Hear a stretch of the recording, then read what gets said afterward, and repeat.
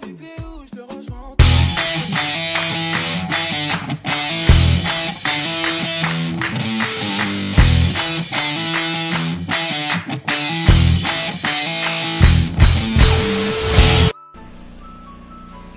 Hello everyone! Hello mga ka-chur! And welcome back to my channel. And if you're new to my channel, don't forget to like and subscribe for more videos. And now, we will proceed to our new topic, which is Lesson 3. But before we proceed to our topic, let's have a game first. Ganan mo mga dula? Sure. Hilig ba yung mo dulaan? Okay, and now, let's have a game. So of course, I'll be showing you a series of pictures and you're going to determine kung unsay pasabot anak ng word. Clear?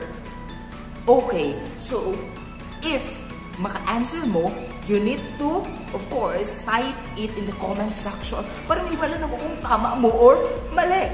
Without further ado, andam na ba mo? Murag di pa mo andam. Mauna. Di pa mo kauyab, di pa mo andam, dapat andam na mo. Andam na ba mo? Okay, andam naman mo. Let's start.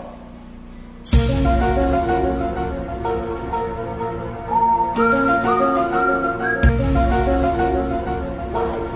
4, 3, 2, 1. The correct answer is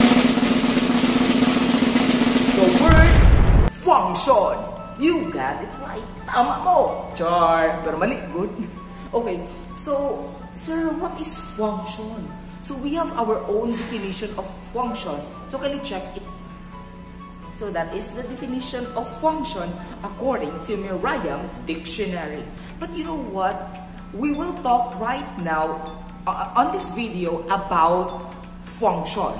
When we talk about function, it is the changing functions of art. Without further ado, let's start.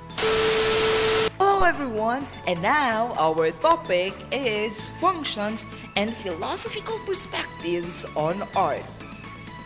And you know what? We have Aristotle claim that every particular substance in the world has a name, or telos in Greek, which translates into purpose. When we hear the word function, we tend to connect it with the word purpose. But when we talk about art, the two do not have the same definition or meaning, but they are interconnected to each other. Because you know what? As what Aristotle said, that for a thing to reach its purpose, it also has to fulfill its function. Therefore, a function first before you could what? Attain your purpose. Therefore, if a certain artwork did not or was not able to, what do we call this one? Serve its function, therefore, it do not have the chance to what? Reach its purpose. That is why we have different functions of art. Actually, we have three. We have the personal, we have the social, and we have the pangatlo. Ang ating pangatlo ay physical function. So without further ado, let's start. Char. So first is, before we'll go to the function of art, let me ask you, what is the Rizal Monument for? What do you think the function of the Rizal Monument? Kindly comment in the comment section. Okay, I'll give you 10 seconds. Okay lang ba? So, 10, 9, 8, 7, 6, 5. Ang dili mag-type sa comment section, dili makauyab. 4, 3, 2, 1.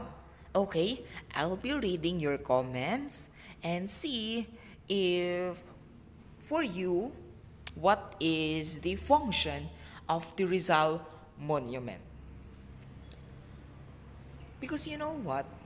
So, I won't explain further about the function of the Rizal Monument, but of course, let's center the point of view with the function.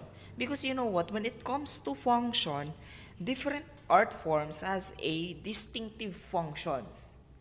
Yes. So therefore, if we have two certain artworks, they do serve different function based on the types or kinds of function of art. Because you know what? Some art forms are more functional than other. Maybe it is not functional for us, but for other people, it is essential, like lugaw, charot. So, does it mean that painting and literary or literary works can never have any function? Because our mind, for example, a chair, it is an example of craft or art. So therefore, what do you think the function of chair? Para ingkoranan. But how about tong mga literary pieces? Tong mga painting? Na ba ito'y function? So we have an explanation here. So, we have the two novels of Jose Rizal, De Noli Me Tangere and El Filibusterismo. Diba? For other country nga not related with the Philippines, they might say na, wa man ni gamit. What's may function ani? But for us Filipinos, it has a big impact in our history. Therefore, it has function. Or the two have function. So what do you think their function is? Of course, ginising nila or minulat nila ang mata ng mga Pilipino upang magimagsik laban sa mga Espanyol. Di po ba? Okay. So therefore, we have personal function here. What do you think the description of this personal function? Personal function is highly not objective, but subjective. Depende sa tao. Because we have our own likes and dislikes. We have our own gusto. We have our own strengths as well as weaknesses. We have our own, for example, when it comes to music, we have our own what? Kind of genre na palagi nating pinakikinggan. So therefore, it depends on the artist who created the art. Maybe sa imuha, walay function na iyang gidrawing or waan ay meaning iyang gidrawing by purpose, but sa nagdrawing ana is nana siya'y kabuluhan. Yes, because you know what? An artist may create an art out of self-expression. Diba, we have the quotation last time na art is a form of expressing one's emotion or entertainment or therapeutic purpose. That is why, as an individual, we cannot say nga, huy, wa man ay pulos, imo ang gibuhat. No. Maybe for you, wala na pulos, but sa iya, naa. Like sa atong example karon.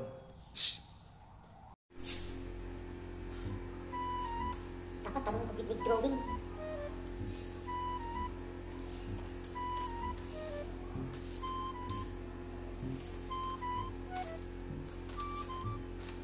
I-drawing na ko ni para sa iya ha.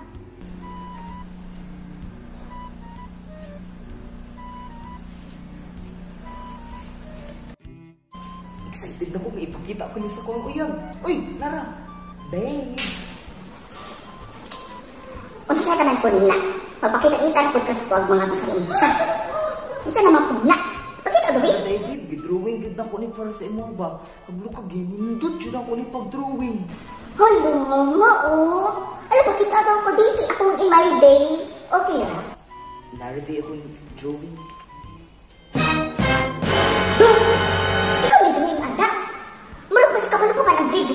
buwag, wala makagwibo. Kasi pa nakadrawing ni po, sige, pasabutan na. Ako na yung gidrawing. Iwan anak tayo ko kamaot, ha? Ha? Buti wala ko yung ginamaitik, iwan na ako kamaot, ha? Huwag ka naman yung gidrawing. Ay, nalo! Ay, pati din niya nga tarong di ka kabalo mo drawing kamaot. Let's try to be subjective. Because maybe, ingon ana yung pagka-drawing. Because each, what do we call this one? Each part or each kanang thing included in the artwork of your classmates has or have a symbol. Diba? That is why that is the personal function of art. Always remember it is subjective, depende sa imuha. Because that is your what? Personal view of the art. And now let's proceed to the second one. The social functions of art. Ay sir, kung kato ganina personal kani, social. Kani hilig-hilig ni matino party. Char, dili mao. When we talk about social, it talks about what? Society. Therefore, the function of the artwork to the society. Actually, I already mentioned kanina, the nokalimetangere and el filibusterismo, it a social function because it awakens the what? Nag-aalab na puso ng mga Pilipino. Char. And you know what? Aside from that one, art is considered to have a social function if and when it addresses a particular collective interest as opposed to a personal interest. Art may convey message of protest, contestation, or whatever message the artist intends his work to carry. So, the example of this one is we have yung mga poster na makita niyo sa kilid about poverty, di ba? About, what do we call this one? What do we call this one? Like for example, kanang campaign for bakuna, that is social function of art. So, those are these examples of what do we call this one? Social function. So, what do you think the difference of the two? Personal function, depende sa imo. Social function, it has or it brought or bring benefit to the what? To the society. And also, it doesn't end with posters. Pwede pod ka ng mga theater acts. Yes. Diba? Like, sa una, usap kayo ng Budabil, mga sarswela. So, therefore, it brings what? Social relevance sa mga tao. Okay? And lastly, we have the physical functions of art. So when we talk about the physical functions of art, this can be found in artworks that are crafted in order to serve some physical purpose. So, ito yung pinaka-literal. For example, what do you think the purpose of the chair? Ano yung purpose niya? Himuon ba nato ang chair o kanang kuan? Lutuanan? Diba, the main purpose of chair, function of chair, is para lingkuran. Diba? So, we also have architecture, like, what's it function sa building? Or what's it function sa classroom? Dira ang magklase. Okay? So, before we'll proceed to the other functions of art, I have an example here of the physical function of art. Pakitanaw.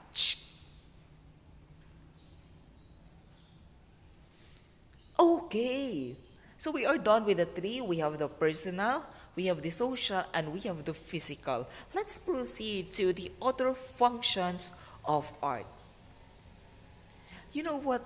Other function of art is, we have this one. Music was principally used for dance and religion. That is the function of music, of course, in the past.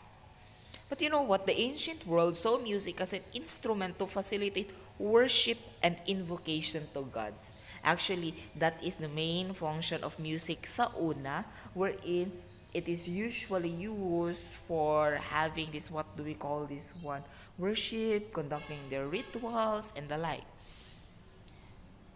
And music was essential for ethnicity of dancers, and it guarantees that warriors were simultaneously dancing. But you know what? That is sa una. But karon, music has expanded its function and coverage. Music is also used as a accompaniment to stage plays and motion pictures. Like in our example.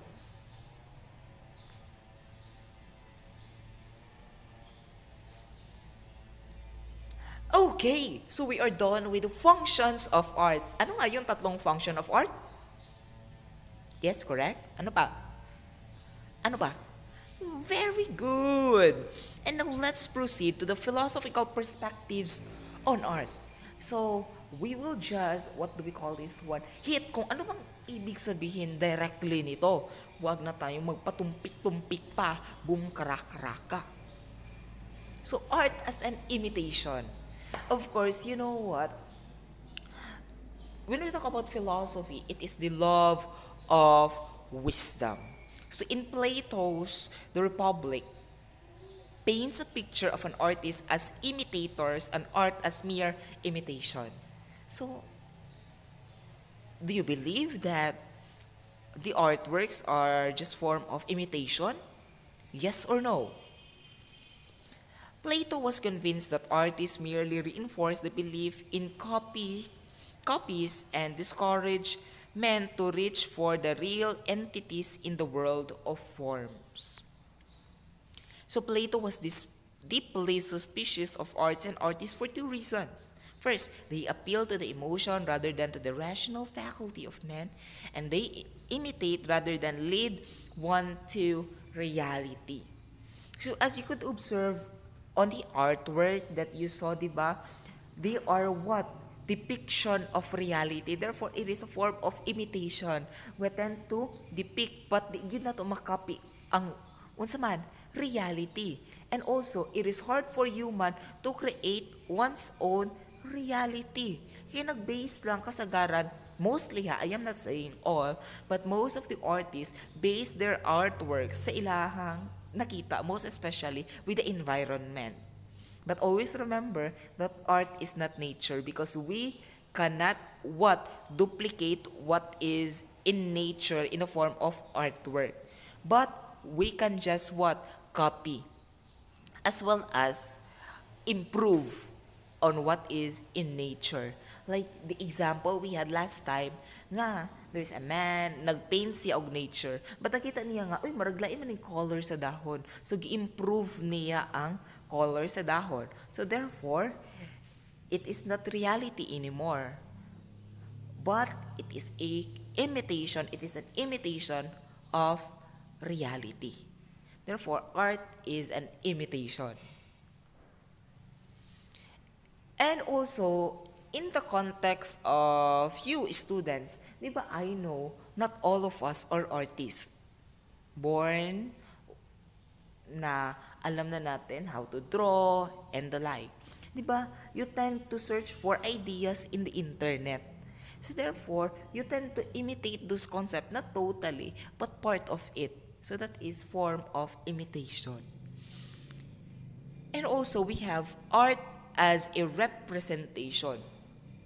We all know that a certain artwork represents something. For example, Mona Lisa. Okay, it was painted by Leonardo DiCaprio. Charot. Leonardo da Vinci. Diba? You know what?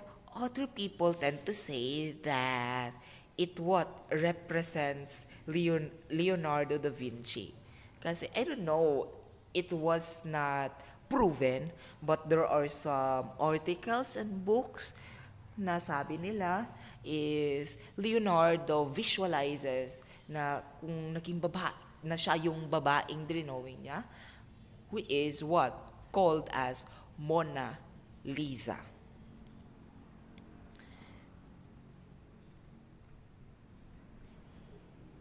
That is why each artwork represents something. Like for example, the activity that we had during the exam, yung part 2, it represents your emotion with the learning amidst pandemic. That is why art is a representation.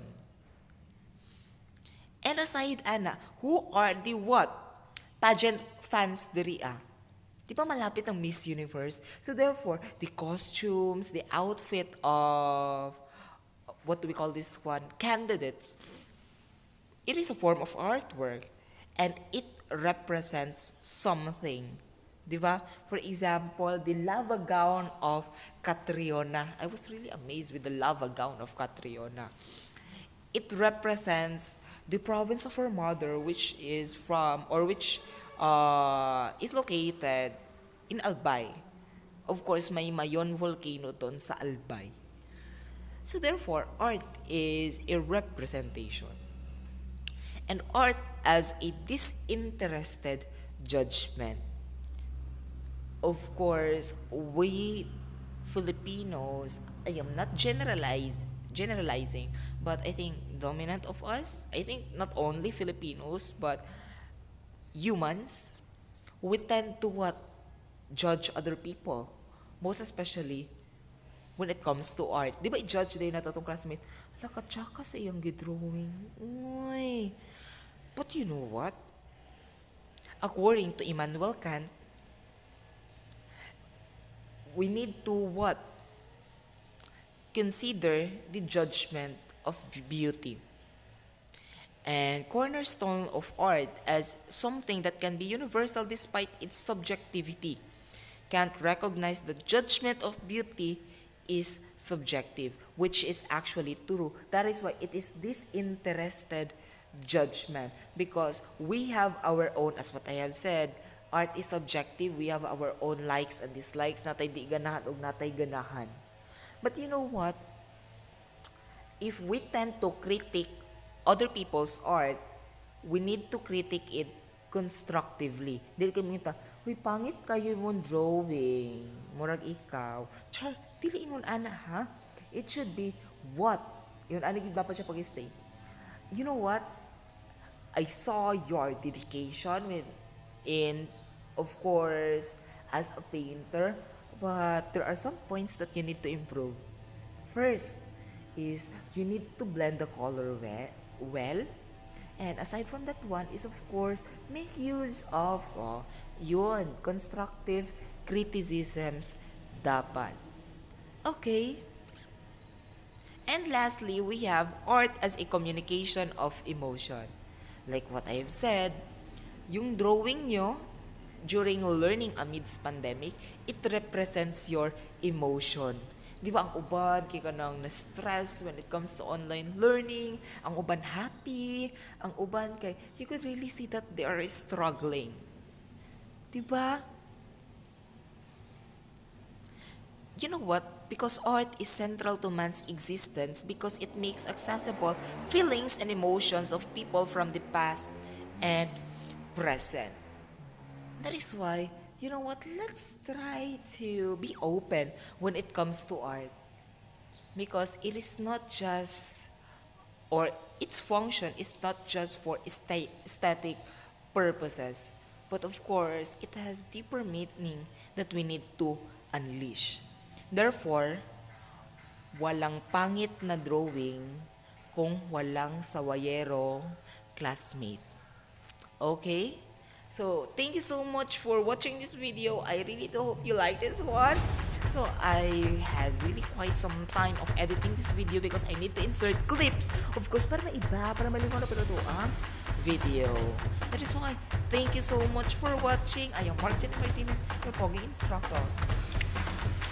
Peace.